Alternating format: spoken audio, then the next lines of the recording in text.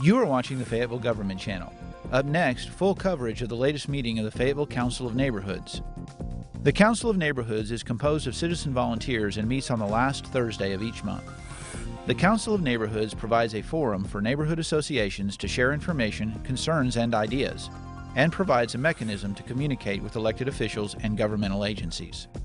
And now, the Fayetteville Council of Neighborhoods.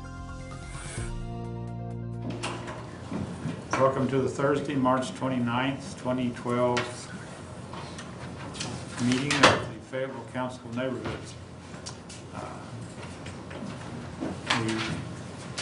We'll go around and introduce ourselves, mention the neighborhood that we live in. And Mike, you want to start? Mike Airy with Red Arrow Edition. I'm Richard Russell with the Jennings Plus neighborhood. I'm Aubrey Shepherd with the Town Branch neighborhood, and we're looking forward to birthday events coming up. Donna Daniels from the Sang Valley Association. My name's Alan Long, and I'm with the Waterman Woods in Sang Valley.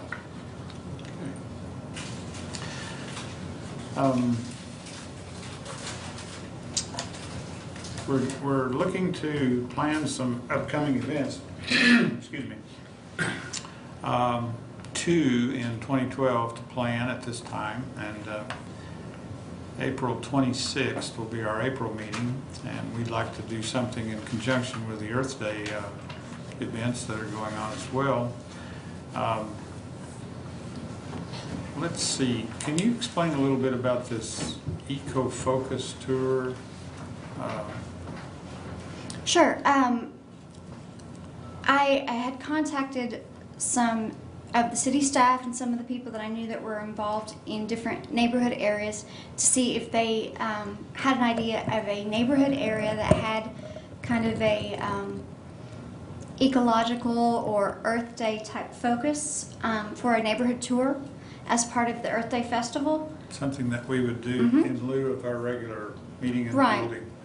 Go there and have a look around. And I know that the Walker Park has a community garden, which has been growing quite a bit, and it's right near the senior center. And then there's also the community gardens at the Jefferson building, used to be the Jefferson School, which are very close, and that is a big part of that neighborhood. So we thought that would be a good place to start. Question from time to time. Sure. Would we be taking a TV camera with us? That is still being worked out. So it's possibly yes, possibly no. Right. Okay. Depends on the staffing resources at that time. Okay. Sorry to interrupt. That's okay. And I know at least one person who might have some additional points of interest that we could Yeah, there are a lot of things to see. Really. Stuff that would be within an easy walk of if we start out at the senior center, because there's also parking there, or at Walker Park, and but there's also the mural in Walker Park. It's maybe not necessarily an eco focus, but it is a part of our community history, which is very key or very crucial to the sustainability of a community. So that's another possible part of the tour. Shall we just say then that shall we agree on that we definitely will meet and do a walk, and weather permitting, and can we agree on where we would explain to folks to show up? You gave a couple of choices there. We should probably agree on one. Well, now walking from the mural to the senior center, what's a half mile? Is it? Easily.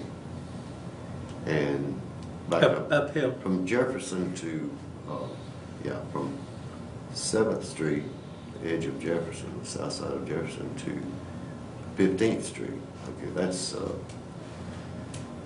what part of a mile is that? 10 blocks, 12 blocks a mile. Mm-hmm.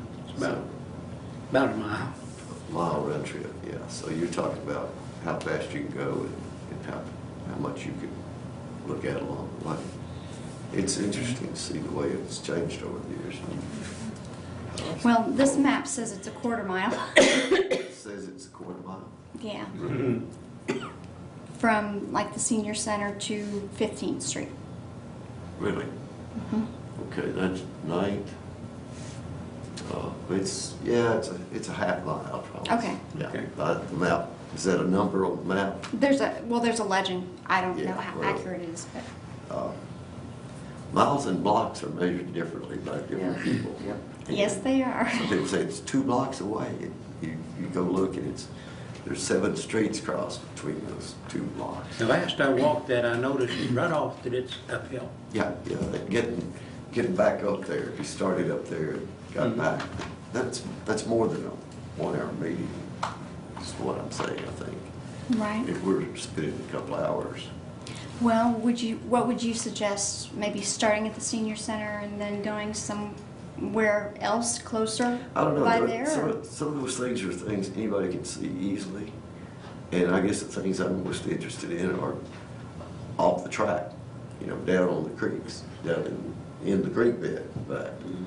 There is That a may not trail. be as easy. That may not. There is a trail. There There's is a trail paved, there as well, paved but- trail there. It's just But a I'm loop saying trail.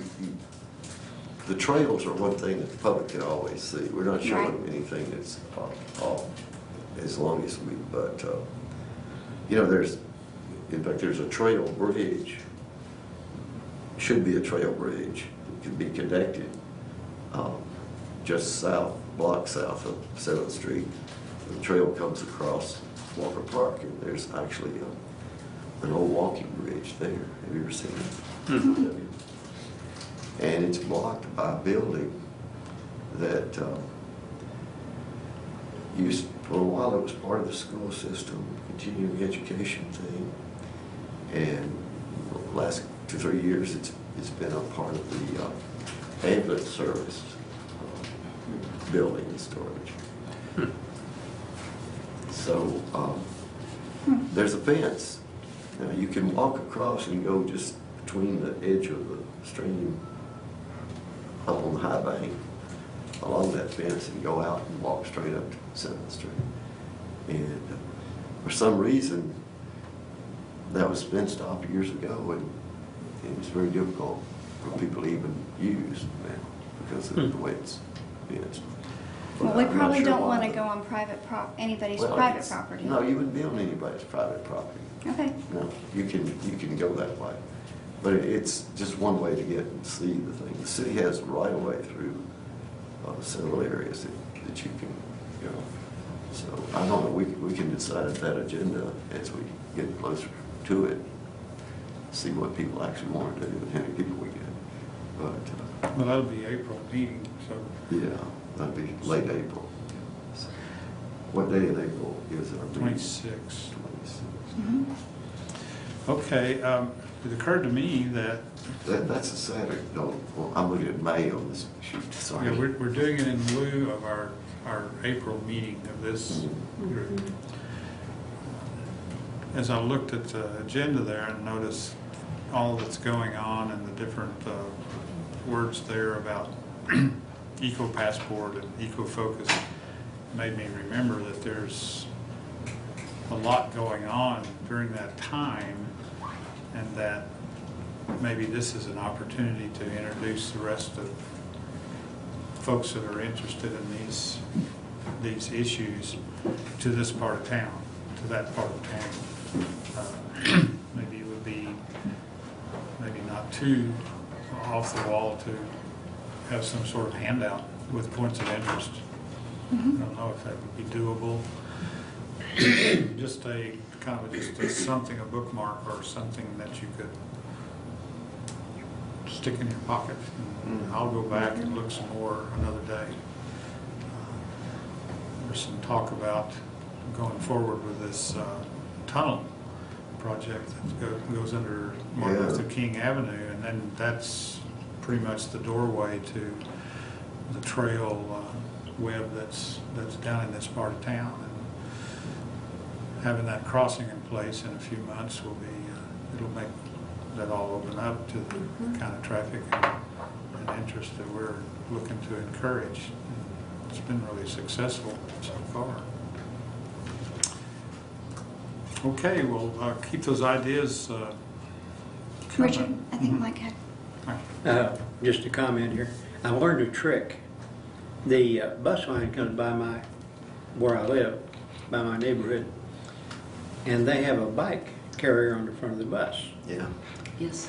So here's what I'm thinking of doing in the near future, is go out there and catch the bus, put my bike on the carrier, go up to the square, and then take the bike trails back home, see? It's all downhill. Sounds like a plan. Thinking like a skateboarder now. Yeah, well, that's very important to someone 72 years old. Item B on upcoming FCON sponsored event planning.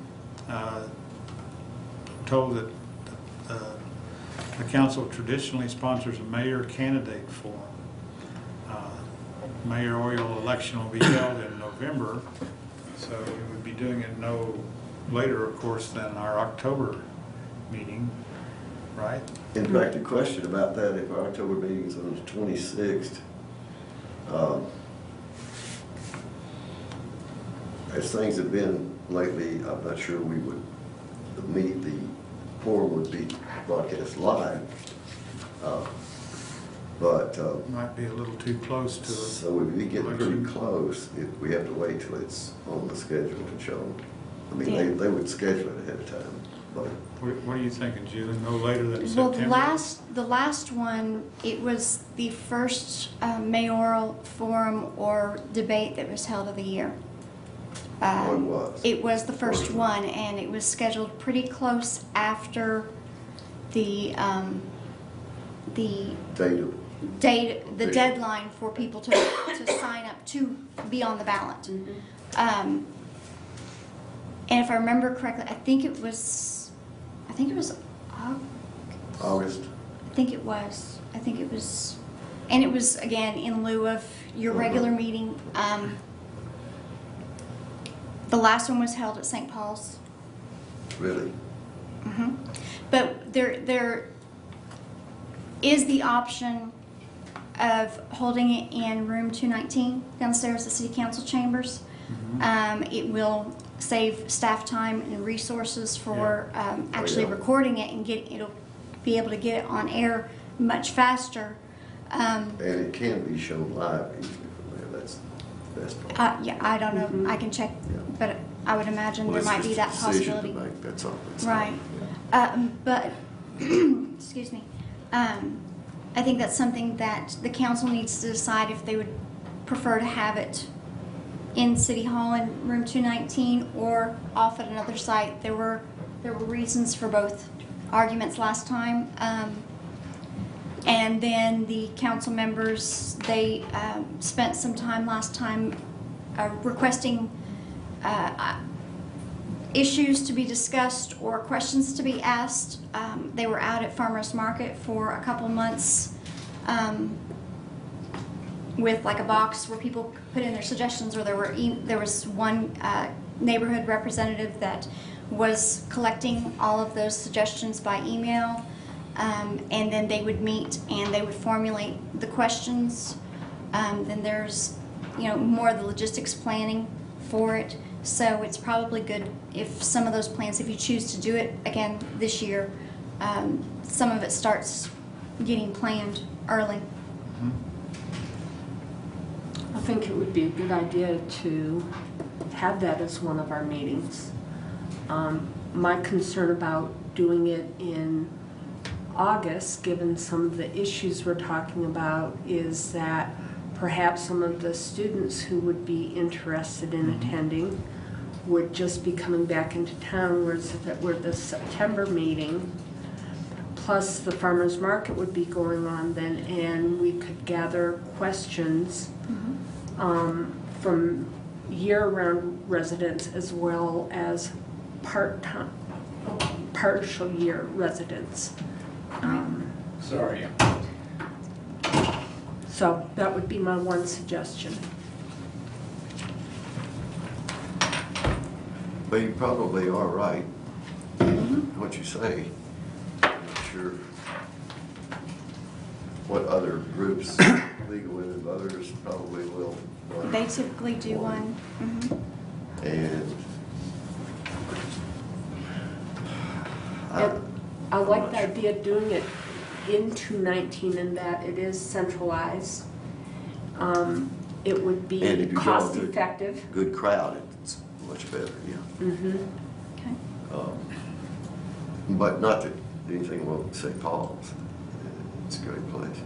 But, yeah, we want to make it simple and cost effective, as you say. Leslie was just in the room. We Yeah. Okay, could well, ask her input on those things. possibly August, September. There had been another idea that we were considering for a while, that someone could come from code enforcement would come and talk to us about, well, issues of the spring, weeds and grass and property maintenance and things. So there's another thought to keep in mind, topic for a meeting, probably sooner rather than later on in the summer. Yeah, that probably should have been just this meeting, actually. It's, sort of their activities are beginning and pick on.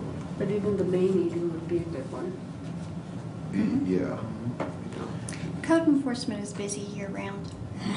They just Well, have different different focus, issues, different yeah. parts of the year. Right. Yeah, he didn't want to do it in February, although February turned out to be pretty mild. He felt like people couldn't relate to grass and weeds and there's still snow on the ground. All right, do you think we've at least made a scratch on some of those Yeah, how about our ideas? discussion of the beauty mark? Yeah, that's the next item on the agenda, the Beauty Mark Award reactivation. This is an award that's been traditionally done a couple of times a year, I believe. And how is that exactly established? To recognize businesses that have made outstanding efforts to beautify Fayetteville. Some of you remember more of them than I do, because I'm a newcomer here. Dragon's Lair Glass Craft down on South School, across from the old city hospital. Richard May's Auto Service apparently did a lot of landscaping whenever they upgraded their buildings. Maybe you can tell me about Boyd Law Firm. I'm not. As remembering you're that. heading north on College, they completely redid their retaining wall and did a whole bunch of planting there in an area. They were really probably one of the first ones on that part of College to do some landscaping and redo the retaining wall because they were all pretty degraded at that point as far as they were looking pretty rough, and so they were chosen for that. Let's see, Rob Sharp and Tom Boudreau for the Lacuna building. I remember it as a Chrysler dealership. Of course, not everybody's old like me. Maison des Tarts. That's, I guess, the building now where Greenhouse Grill is. Mm-hmm. And I think they're, Dan Dean's wife Laura Kelly, does their gardening, I think. does she? I don't know. And then another one was the Tep Thai restaurant that's farther out on South College at 71, across from Mountain Man down in there. They did extensive thematic improvements on the outside of the building, which I believe was built originally as a Mr. Burger or something. No, it was a burger joint of some kind. Mr. Quick, Mr. Quick, that's what it was. And, 19-cent hamburgers. that's where we got those 19 cents. And then the gardening, that's are actually the herbs that they use in their food, in their cuisine there. So they got the Beauty Mark Award as well. And so we'll be looking to get some forms to hand to people and maybe man a booth at the farmer's market and talk that one up, getting volunteers for that. solicit some thoughts and ideas, and then That's in the past, when that was done, I recall one of the members, Don Connor's neighborhood lady, spent 2 or 3 Saturdays, I think, out there offering those sign sheets, people to make those recommendations. do you recall how many you got? Or 100? I don't know. 1,000? We've had, it depends. There have been times when I think they got quite a few submissions, and that's like maybe 50 different submissions, and then there are other times when they got as few as 5. But every time, you know, the winners that were chosen clearly had put a lot of effort and served it. The way it's done in the past, and I think one of the last times we added an email option for people to send in their nomination by email. But they usually would have a booth at farmers market or you know, take out nomination forms to different groups. And then there would be a committee of usually 3 neighborhood members or FCOM members at least on the judging committee. And they would go through all the nominations and then choose like what they thought were the top 10. And then they would make sure they do a drive-by between those meetings. They would have meetings outside of this to make the decision. And then the winner would be presented at one of the Council of Neighborhood meetings. And they get a really nice cast pewter plaque. Well, I think I would like to suggest, and I don't know if it's appropriate, that we, next month's meeting as part of the agenda items, that we attempt to get a committee identified. Okay. Well, if we're going to a walk, we could make it a little tour of some of those places. It's an The idea. committee already had some ideas. Are the ones that you read all ones that were given the award in the past? Those were ones that I picked up just on a web search, looking through the city access, Fayetteville access, whatever showed up on a quick search there, and I just highlighted them to mention them. There's probably been several others that I don't know about. I know that there was a salon down in your neighborhood that had it was one of the first winners. It was right there, I believe, at the corner of Government. MLK and Government, yeah. But they were one of the first winners. We could possibly forge ahead here and put together a committee who I'll volunteer to be on the would committee. be willing to take the responsibility to develop the outreach there, and then maybe Who by else next wants to month be on we the would be committee? able to. I'll work on it. Okay.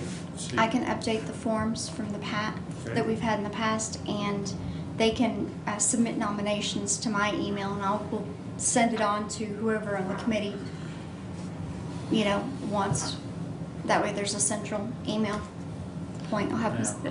And I think a combination, email's good, but Absolutely. again, you know, hit people in a variety of ways so that if we're down there at farmers market on Saturday, we're going to get certain people, other people will get by way of email. Maybe even going to the senior center one day and when they're serving meals and just saying, hey, are there any outstanding businesses that you can think of? And actually 2 years ago, the Council of Neighborhoods had voted to start giving out 2 a year, one for a business and one for a neighborhood. If they had made an extraordinary effort in their entryway or cleaning up and beautifying a certain part of their neighborhood, something like that. That one has not been done yet. So. We haven't seen one of those yet. Right, and they needed, I think, with the way the funding has worked, and Aubrey, correct me if I'm wrong, because I know you were involved at the time with the neighborhoods.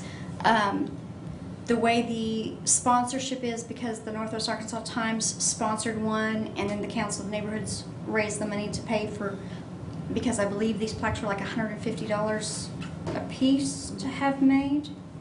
Or I remember seeing Rob's for some reason when he left the building with it, yeah, and it was quite nice. that I don't they're know very, what- and they were designed by a local artist, and that was before my time with the city, so I'm not sure who exactly. But because of the way the funding is, we could only do, if we did 2 a year, we had to space them out. So I think you may want to decide, since people are familiar with the business one, maybe to get it reactivated, you may want to start with the business and then think about 6 months down the line, Okay. the neighborhood one. And, So the sponsorship by the newspaper, was that in running an ad honoring the person or touting the program's existence, inviting people to nominate someone, or? They was it actually, money? they shared buying the actual They awards. actually They paid. paid for one, we paid for one. Okay. Sure. So do you feel like it's within my bailiwick as commander-in-chief of this committee? I think you ought to be on the committee with To, me and Donna? Delegate to you guys and just say you are now the committee. Charge is there you another volunteer? charge you with giving us a little remarks next month on what you've done so far. Sure. And I'm always available. If you have an odd number of people on the committee, you might have trouble voting, but I'll be glad to help out how I can. Okay, very good. Now we're ready for neighborhood updates. And can I get your name? Sure. on I'm the list? James Butch Coder, Sang Valley Neighborhood Association.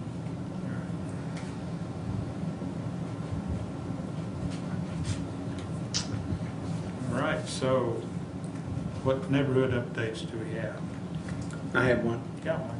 I've about got that easement cleared. It won't be long now.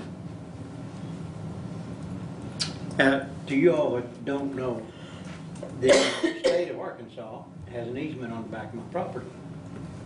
And it's been neglected for 30 or 40 years. Anyway, it's a jungle back there.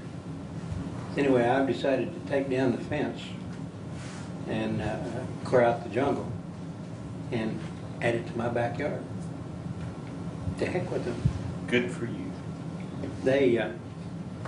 I have called them 3 times and asked them to come and clear this thing out.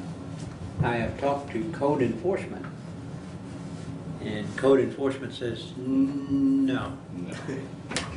Anyway, so I'm taking it on myself. I'm going to clear out the easement. I'm going to take down the fence entirely, and it'll be part of my backyard. Now, you all may not know it, but on 540, there's a sound barrier for about 100 yards or more. A great big thing. And I live just the other side of that. Anyway, it's going to be a nice back fence from my yard. We have beautiful lawn, flowers. You plan on maybe planting some potatoes back there? I may. Can I make a suggestion? Sure. Send the state a bill. I really should. I have an excellent announcement. Yes, sir. On Aura Drive, my mother-in-law passed away about 3 months ago, and her house has been vacant. It used to be my old house, and we lived next door to Andy and Shirley Lucas. And we didn't have any problems until her car was given to her grandson.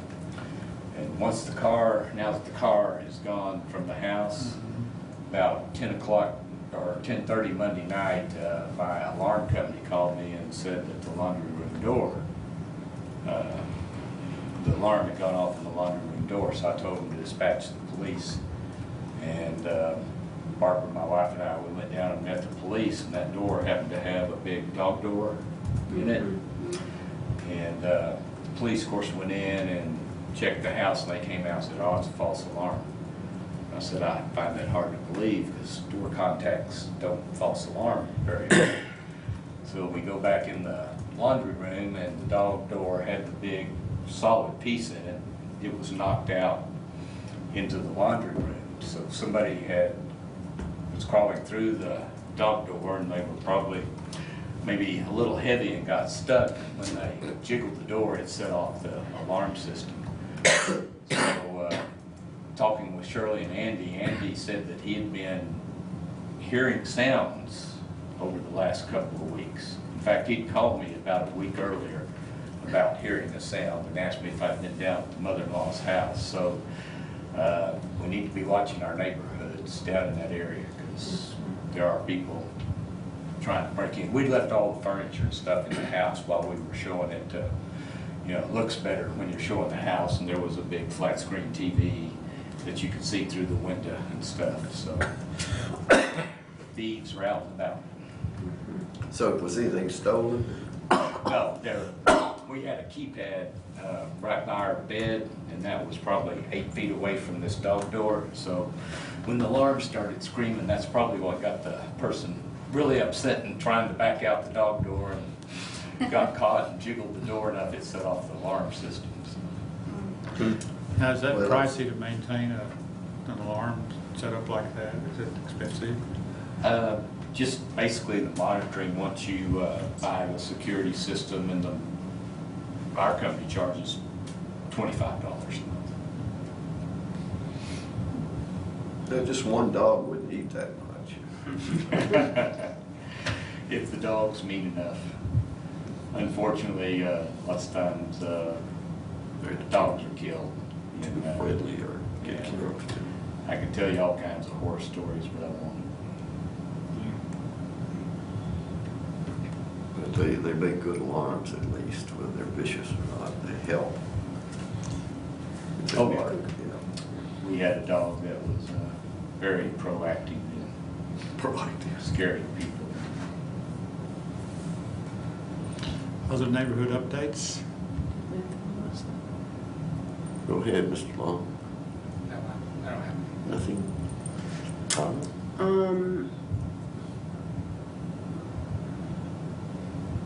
I know there was a really good turnout for the Ward 4 meeting on Monday. You were there. Otherwise, I can't think of anything major that's taking place. Everyone's sort of waiting to see what happens Tuesday night with the proposed amendment. The people you're in touch with, do they feel like they've adequately had their say, made their points, and been heard?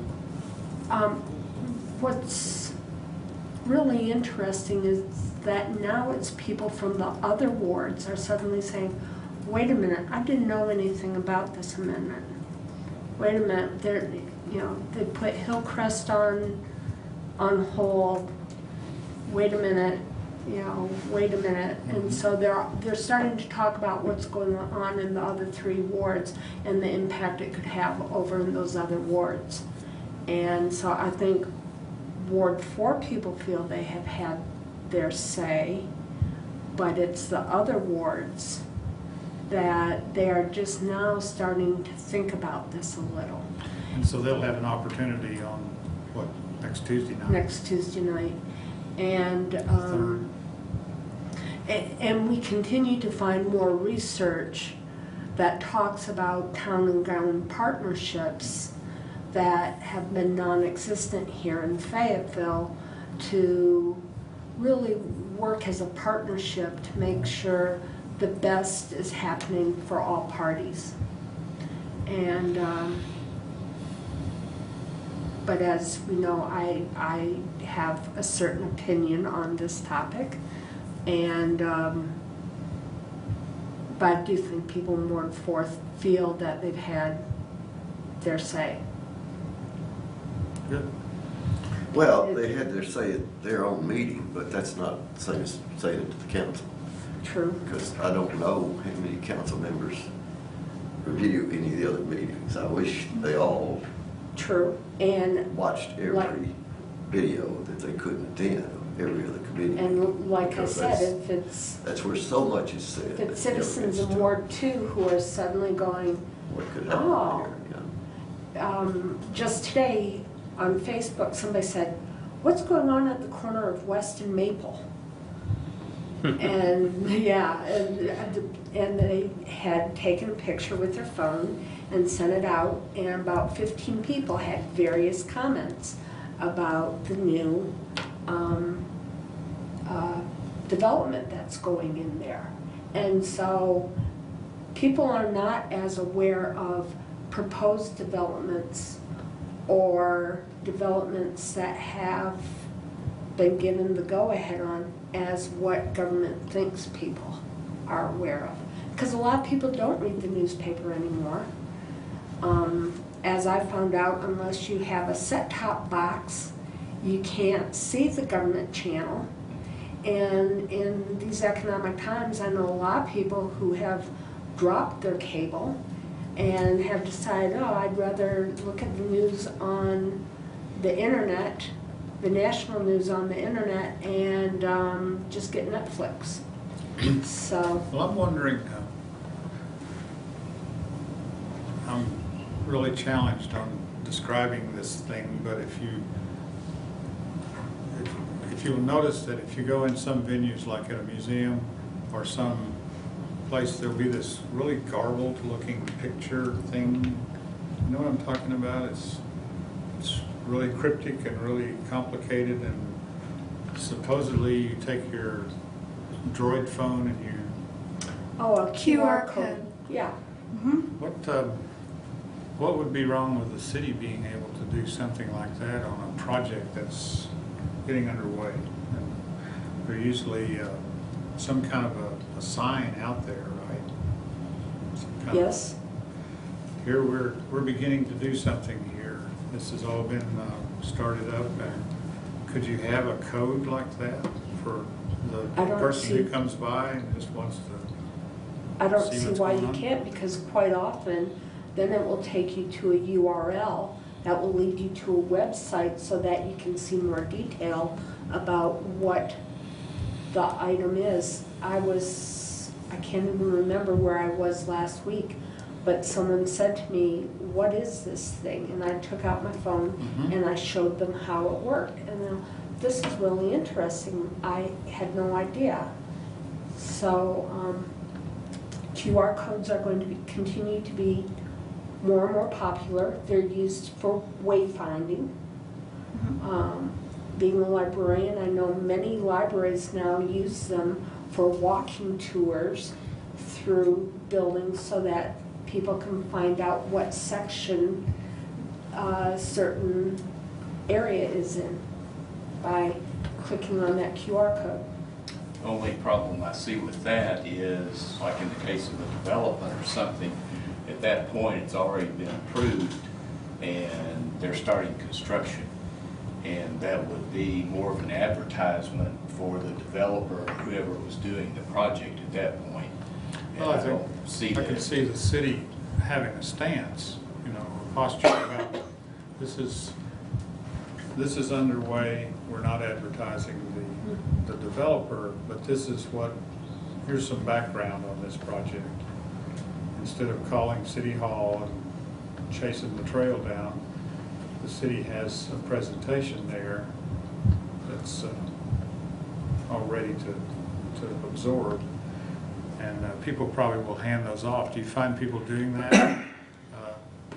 Here's person A with their Droid phone, and they look at the QR code and they get the information and they tell someone.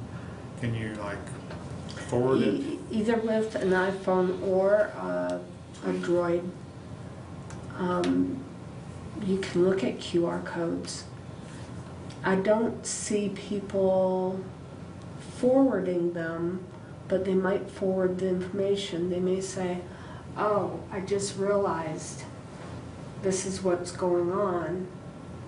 And I understand both of your points of view, that yes, it can be advertising for the developer because they can put together a QR code, but the city could put together a QR Yeah, code. that's kind of my angle. That could lead back to the planning department, so that just as long as you have a sort of a legislative history of a bill, you could have a history of how that development got approval or something along those lines, or who to contact in the city. Or these are the green features of this project, you know, that sort of thing. These are. And that, well, that would be something that the developer would probably want to tout, is... Well, I'm not, I agree that making it be something the developer does is, that's not exactly my vision. It's more like people who want to educate themselves about things that are developing in the city. Right. And the city's... I think it would be a good idea if you could get the city to do it. Have my reservations whether the city would ever. Well, I know what it takes. I mean, I work with QR codes and with putting information online, and I know that the planning department is not equipped for that. Is that really at this complicated to do? Well, for what, to be able to go to a URL or to something from a QR code, the city has documents about developments that have been submitted to them through the approval process or past approved ones, but they're in PDF form, and it actually took quite a bit to be able to get the city to the point where they could even do that. Some of our technology is behind the times. I mean, especially Mayor Jordan has had a serious focus on bringing the city's technology up to the 21st century, and he's made a lot of progress, but just being able to submit, the developers being able to submit their files on the city, through the city's website was just put in place in the last 2 years. Before that, they had to bring in heavy-duty paper copies. So I think the technology in society is there. What it would take to bring the planning department up to that point would probably be, I mean, I know that they don't have it in their budget at this time, plus bringing that forward with the staffing. I mean, it would take some time. I think it is a wonderful idea, and I think that I've written it down because with the development of Community Link and the other projects that I've worked on, I've done a lot of research into this, and so that is actually one thing that I had never thought of. And when the city posts those signs, they have to have them posted for so long.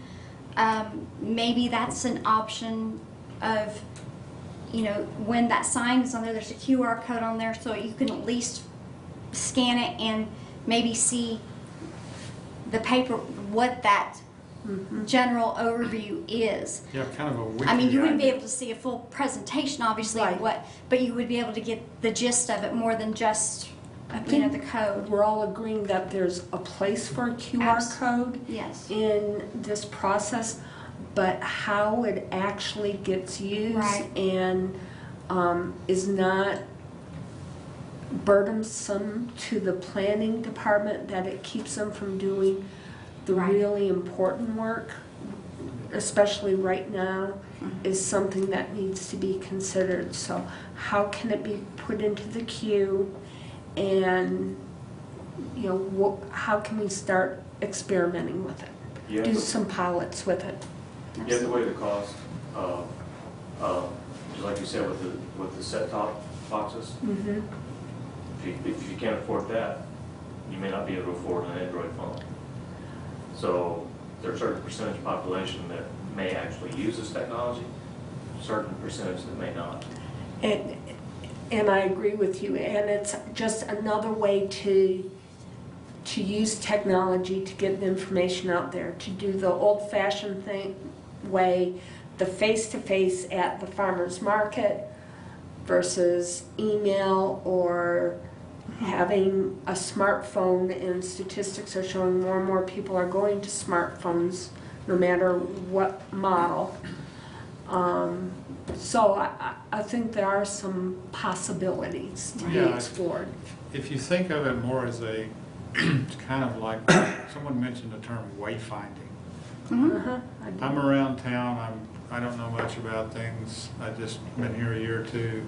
What is this? And here I'm walking past this. Have a look. Oh, here's a little background on this. There's no strict requirement that every document be accessible, but yet it's a kind of a presentation, a little more about what it is.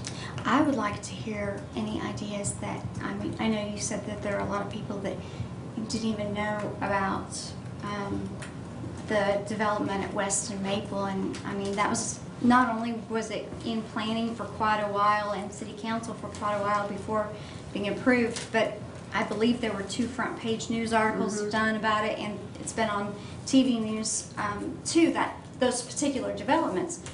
I am myself and a lot of the city staff that I work with, we are always trying to find new ways to reach the people that but a lot of times they hear about it, they don't realize they care about it until the buildings are down or the new building is coming up. They don't realize that they actually care. Like I say this very frequently, so many people didn't realize how much they cared about paid parking on Dixon until after the 8 public meetings and the 6 months of analysis and everything was adopted and approved. Then all of a sudden they realized they actually cared and they wanted to have their say after. So, I mean, if we can reach them before and let them know this is something you're going to care about, I would love to know how. Or I live on the west side of town, and there may be something going on the east side of town, but with the price of gas, I'm not necessarily going to pop in my car and drive over to the east side of town to see what this thing is. I will tell you, I drove up to the top of Paris Avenue, Paris Street, isn't that the name of it? Where the new Paris Avenue. Across from the high school. Yeah, and it's like, oh boy, whoever lives here gets to smell chicken every morning at 5 a.m. because it's right sort of behind Pinnacle Foods. And But it depends on, I smell it, the wind from Pinnacle Yeah. Foods. I live south, northeast of Pinnacle Foods, so I smell it, and it's not bad. Some dishes I like better. I know what you're talking about. Do you think it's nutritious for the prairie, the I think wildland prairie? what's nutritious about the prairie there, or about the factory being there, is that they're willing to protect and allow that prairie to exist. That's a wonderful thing. Now, let me say this. You haven't lived till you come through there on a crisp, cool morning, and the fog is next to the ground, and you ride through a fried chicken fog. All right. Well, that's better than, what was that, bakery feeds? Yes. By your, Oh, that close was- to your house. Yeah. That was I'm sorry, the what? The bakery feed. Oh, gosh. Factory down there in Cato Springs and Razorback intersection. Well, you know, the best one has to be when Hannah Candle Factory, the smell of all the candles was just so horrible, and people were getting headaches and everything. And Fred Hanna was still the mayor, and you know, they had the ordinance on odors and stuff. And they finally came up with that Hannah's Candle Factory was not emitting an odor, it was emitting a fragrance. So nothing was ever done about it. Going back to what you were saying, Julie, about getting the word out, there are advertising and promotion classes on campus that look for class projects to work on, so where they can do the surveys for you, where it's, you know, you go, you work with a faculty member who's teaching the class, you can go and present what the problem is, and you've worked out what you want the outcome to be, and then they go out and they do the legwork for you, so that, and they come up with ideas to present to you on how to do better PR on certain issues. So you might consider something like that. It's pretty late in this semester, but yeah, I've seen a lot of different groups. It'll be do that easier with in classes. in the future. That kind of thing will be easier. More people will be able to do it on their toy Yeah. machines and whatnot. Toy machines.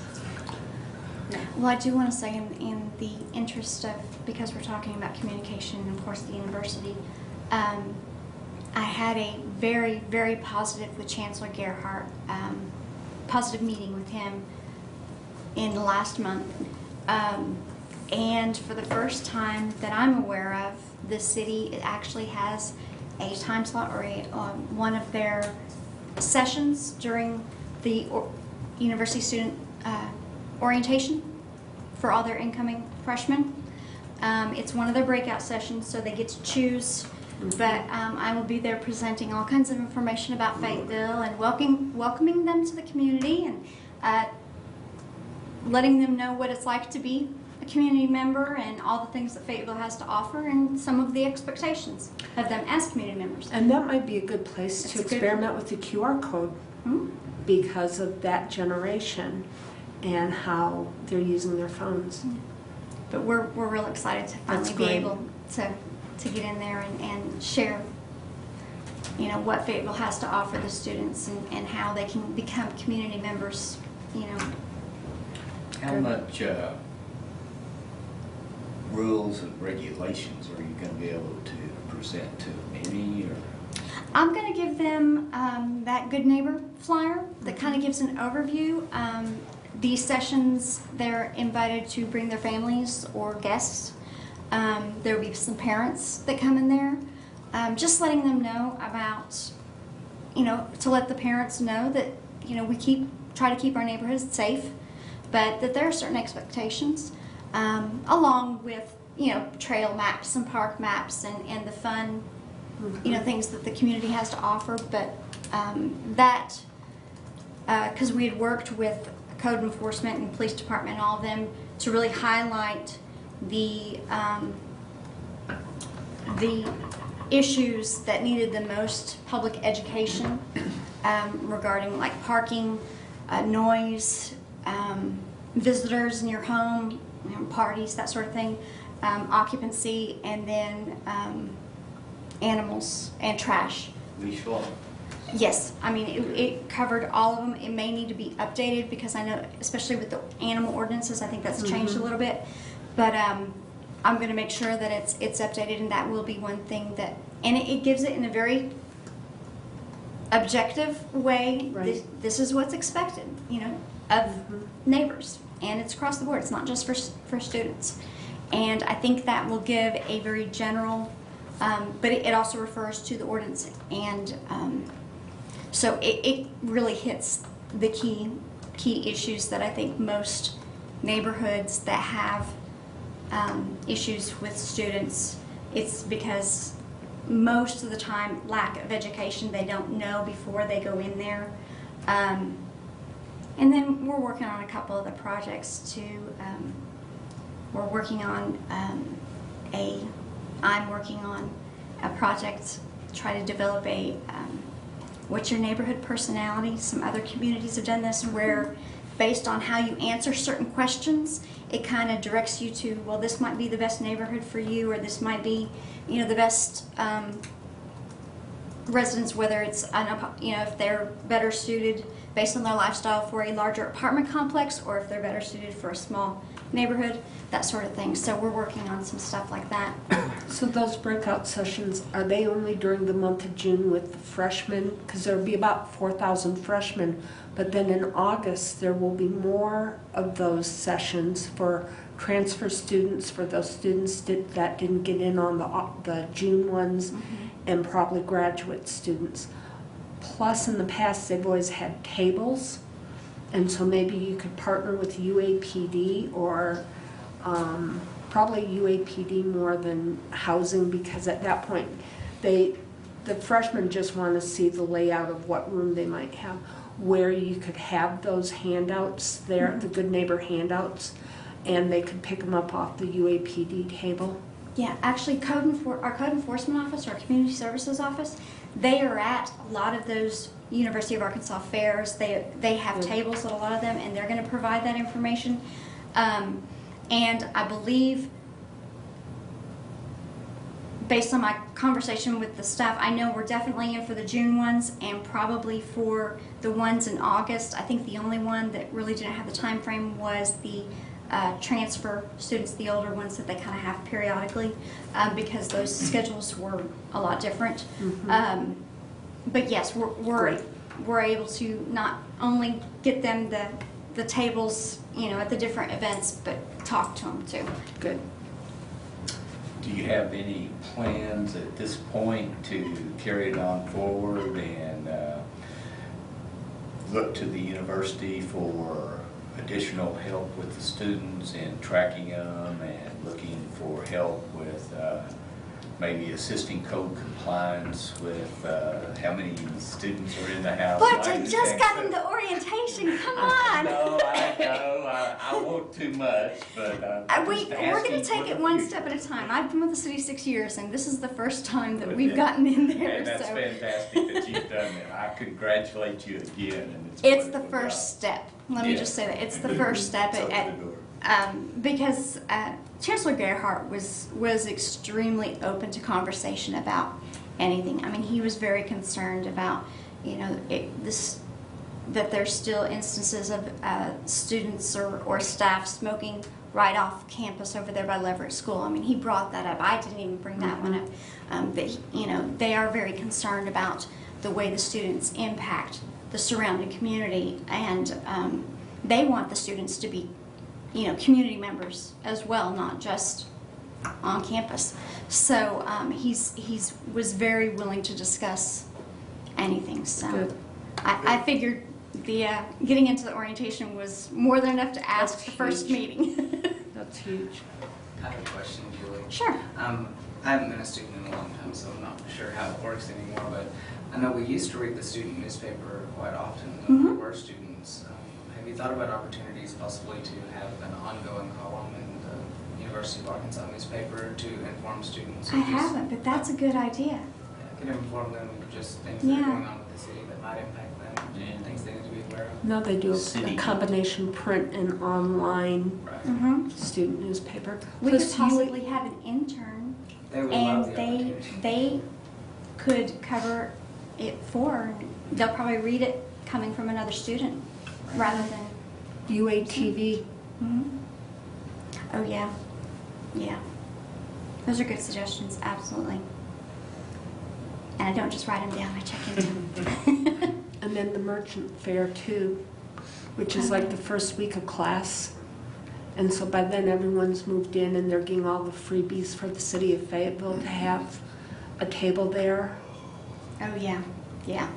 And we're trying to figure out a way to have some cool freebies to get them to come to our table too, because we don't have a lot of those fun things, but we're trying to find a way to do it. Jump drives Yes, have been very popular. that's true. They are. get out of jail free card would go with it. Yeah. Are you just planning on doing, you mentioned the orientation process. Is it just for off-student campus or No, this off-campus is student freshmen. orientation or all student? This is all freshmen, and that's the first step. I know that our community services office had a table at that off-campus fair that they had recently, and they have worked with the off-campus connection office Right. pretty closely. But we want to really try to encourage the students to think about the community as soon as they get here or before they get here. Because we don't want it to be where they're all at a party in a neighborhood and the police are called and that's their first real experience with the university. So we're trying to really welcome them to Fayetteville and educate them as best we can. But we're going to continue to meet any opportunity we're given. Donna, do you know, like when freshmen apply and are accepted, aren't they sent a packet, mailed a packet, or? Probably email now. I think they really get the packets when they come to orientation. They get a packet before orientation to, you know, like housing and that type of thing, but they're finding out what classes they're enrolling in while they're at orientation, and they do a lot of team building during orientation, And so it really does seem to happen at orientation now, from what I have seen. Okay, that was a long time ago when I was in school. I was wondering if Welcome to Fayetteville, what the earliest we could get one of those into their hands, and a way to make sure every student got one would be if we could get the university to stuff one in their packet. Well, I'm pretty sure that the orientation will be the best way to get it in their hands, because they're going to be looking through all that material. It's not going to be where if they're mailed a packet, they may look through maybe half of it. At the orientation, they're going to be either in a session that they're just not interested in, I mean, honestly, You're right. and they're going to be flipping through, or they're going to be trying to find out what's being talked about, or if they're staying here overnight, you know, with their family or whatever, they're going to have more of an opportunity to actually read what they're given. Plus, we're going to be talking to them, and I think really we'll get more bang for our buck if we give it to them at orientation. One thing we give out at orientation that's was highly popular, State of Arkansas map. And Chamber of Commerce City of Fayetteville map, because there are so many people from not just outside Northwest Arkansas coming up here, but out of the state. Right. And they're like, boy, I'm going to be driving back and forth a lot. This map will be very handy over the next 4 years. I've heard that many times from parents. Great. So those are two very, very popular items. I have one quick question, sorry, and I don't mean to keep talking about That's okay. students. But addressing the freshman incoming classes, that's a great idea, and it's forward thinking because you're looking at the group that will be there for at least another 4 years, because they don't take the 5-year plan. But how have you thought about avenues maybe for reaching the other fourth of the university?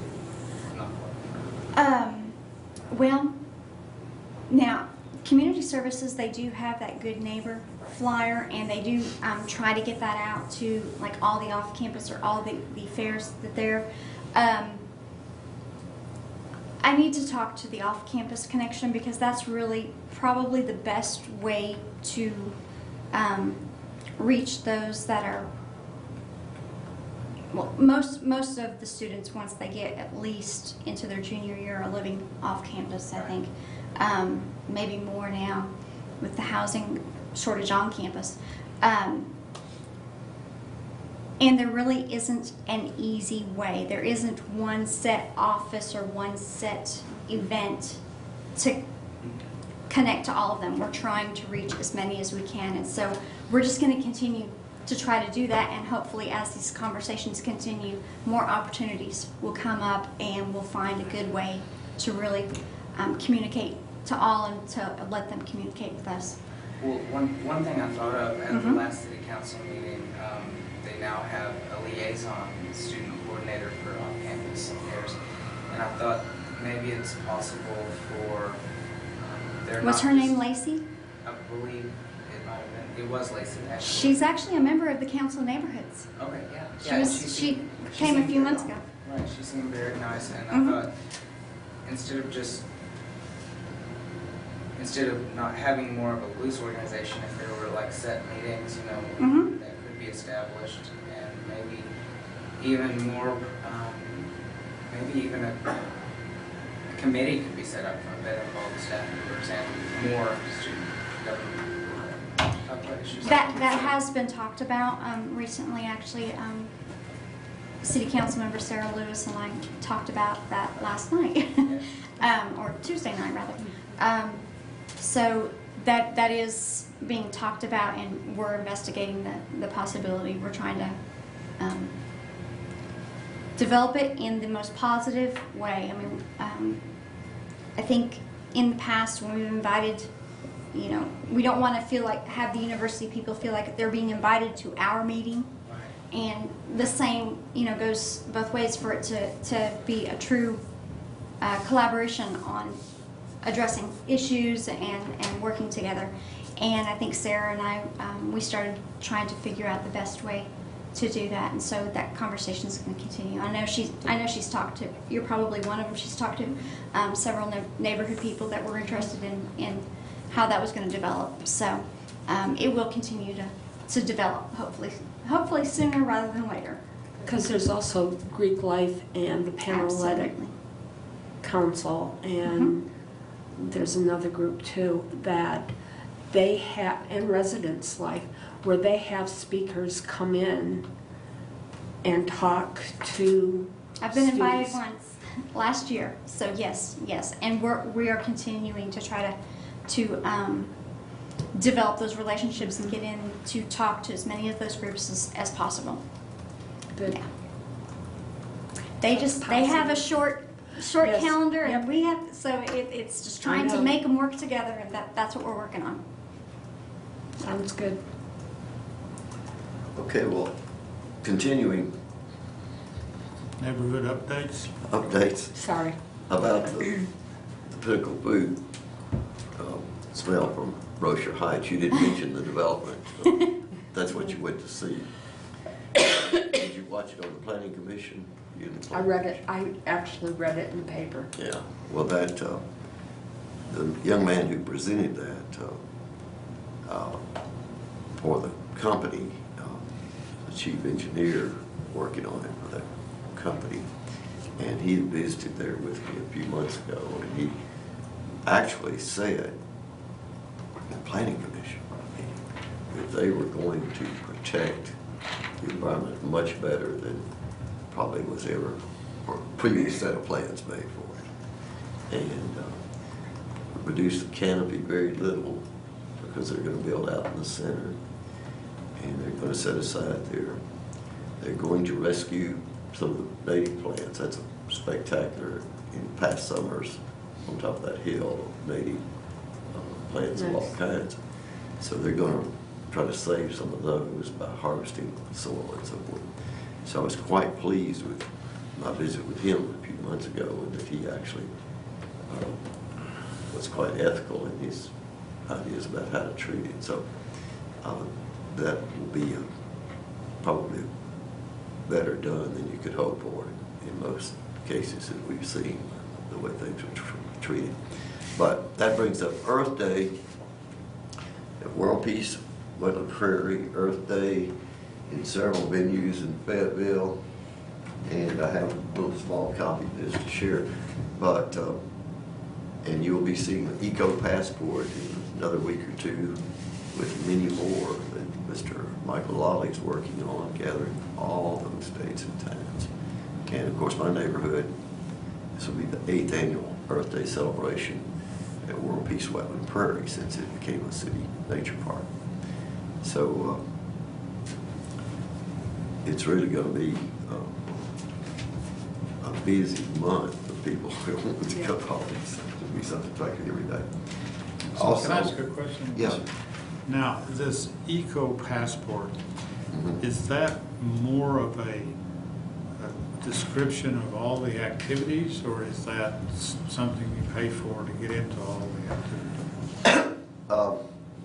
No, you don't have to pay anything to get the copy of the passport. It's a guide to where you go for these things, just like this is, except it's a compressed little booklet. And it's going to be bigger this year It's, somewhat. I believe, from what I heard, the last count of events in 40 days is 90 events. 90 events. Wow. No- It is no the QA code, longest no- running Earth Day No. festival in the nation, Wow. or the longest period. Yeah, it's a big deal this year, and it kicks off Thursday. It's starting to sound like some of the European festivals. And in addition, we still have some handouts for certifying your yard as wildlife habitat. And the Environmental Action Committee has already started making plans to celebrate the city becoming a wildlife habitat city. That'll be on June the 1st, June 1st, down at Gully. Gully Park. Gully Park. Great. Looking to have some amusements. We're hoping to have some music and other things. Invited at least 2 or 3 musicians already to participate if they so choose. They'll let us know before then. And That'll be the certification of Fayetteville as the first certified wildlife habitat city in Arkansas Very good. with the National Wildlife Federation. And I hope it motivates some more of the corporations as well as homeowners to enroll their property. So much wasted space near these factories like Pinnacle Food. If we hadn't identified it and been talking with them about it for several years, it probably would have been mowed more often, and the wild grass, the native grass grows in summer. It's summer grass. Fescue that's brought in, foreign grass grows in the winter, and that's why it's good for the cattle. Or they thought it was good till they found out it wasn't good for cattle and deer, and gave officially trying to get it wiped out of the state for decades, and you can't do it. They're still selling it at the feed store. But additionally, one other thing I was going to point out, we were talking about meetings and knowing about the meetings. This is the city site, and Julie is an expert on it. But one of the things it had, this is the agenda for the upcoming meeting this Tuesday, and some of us have been at that Ward 4 meeting where some of those items were discussed in detail, and they were discussed in this meeting a month ago, at least 1 or 2 of them. And these blue links on here are live links. And this was part of the reason that I bought a new laptop, because my old one could not open those live links and show me the details. And I kept saying, why don't they put it in a simple format? But now a person can go in here and see what's under new business and old business. And they will be, definition of the family was the one you were talking about. That'll be on there again. And the come and go store that was on there is coming back again under new business as a variation amendment to appeal it, because it's so far it hasn't been approved. It's about the street business. So just as an example, Julie said these things are in there in a PDF form, but they do sometimes have photos in there and even aerial photos. So a person can get familiar with what's going on at those sites online. If you got that fancy new phone or a newer model computer, because mine were getting out of date, and it sure did hurt having to buy a new one, but I'm learning to use it.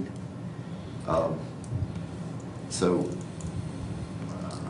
I just hope we get more people to, maybe you'll somebody out there's accidentally watching this for a moment and you'll say, I think I'll go. Everybody in town is eligible to come to this meeting and speak.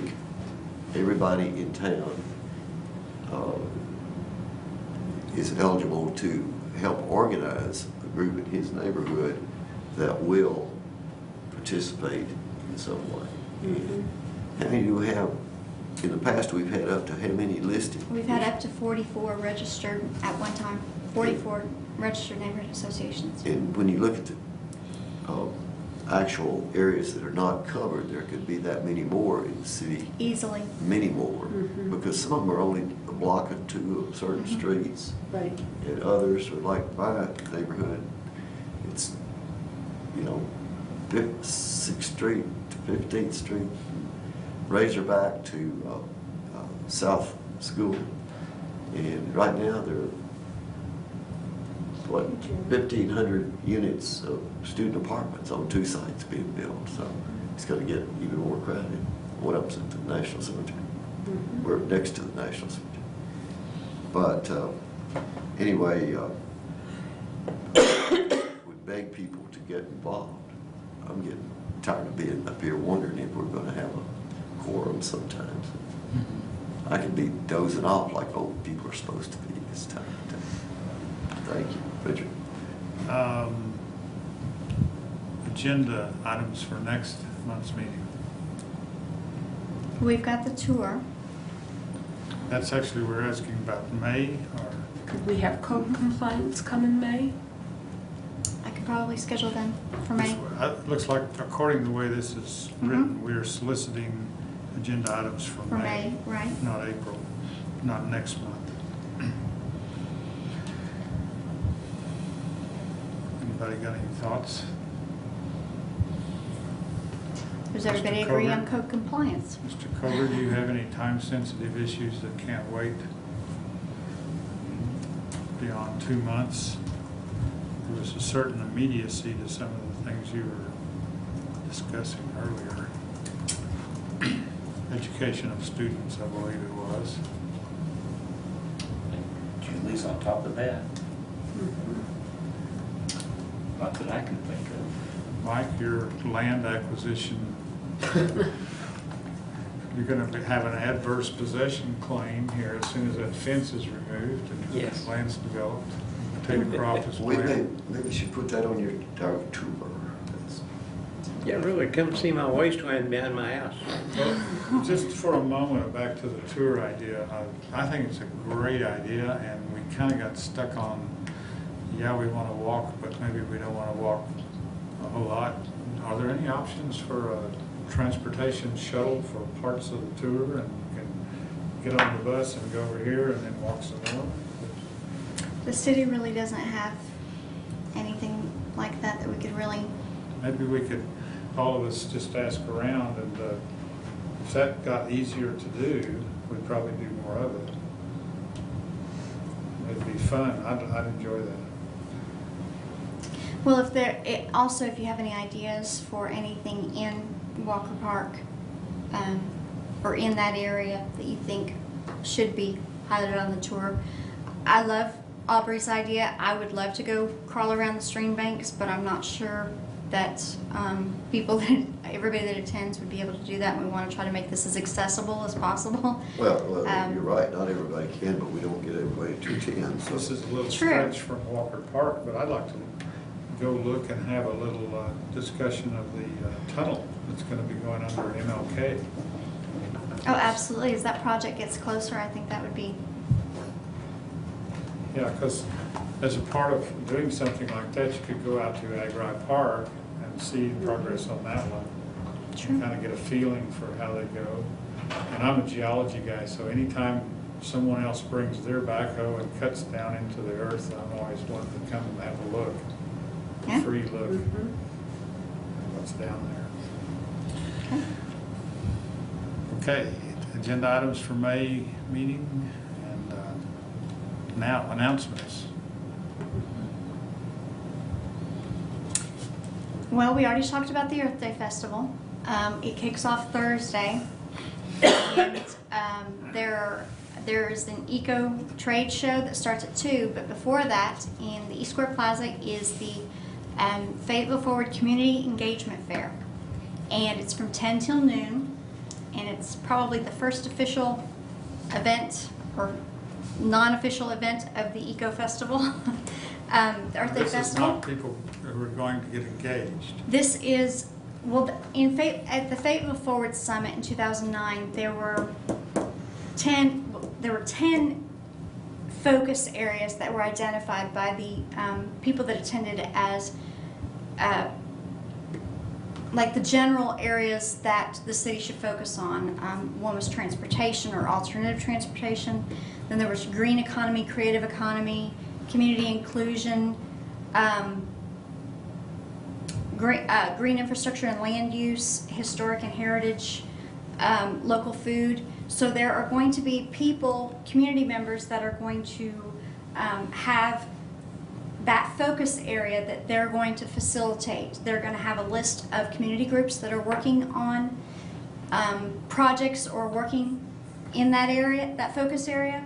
They're going to have a list of accomplishments in the community in that focus area, and then they're going to have a way for the community members to share what their ideas are and to find out how they can get engaged. So that's going to be from 10 to 12. And because it's part of Fayetteville Forward, I'm kind of helping to line it up, working with the Fayetteville Forward groups and then other volunteers for those focus areas that don't have active groups right now. But that is going to be a great opportunity if you're interested in anything in Fayetteville. There's probably a focus area that's going to be addressed. And that's again, when is that? It's 10 till noon in the lobby of or in the first floor of the East Square Plaza on Thursday, April 5th. Next Thursday. And that will be the first day of Earth Day Festival, and that's also the first Thursday for the year because it runs April through November. So they're having quite a bit planned for that in that evening. It's going to be a fun week on the square next week. And when does farmer's market start? Starts next Saturday. Okay. So it's that following Saturday. We got some poke greens and a few onions out there, right? Any other announcements? Anybody feel moved to suggest adjourning? I would like to say, yeah, please, those who are concerned about something and might watch this before Tuesday night, go to that council meeting and talk to them. I mean, come into the previous meetings like this, Ward 4, Planning Commission and so forth. Those things count a lot, but go into the council finally and be in there for the last or They're the public deciders. before they make their decision. I want to add one thing that there is a email subscription list for all different topics on the City of Fayetteville's website or on Community Link. If you sign up for news, neighborhoods, or calendar of events, you're most likely going to get a weekly email with a public meeting of the week, and then you can at least see if it's a city council week or if it's a planning commission week. If it's posted when I send those out on Friday, because I'm the one that sends those out, I try to attach a link to the agenda too. They're not always up by the time I'm sending those announcements out, but that is a way to at least, you know, you check your email once a week and see if there's something on there that you want to follow up with or not.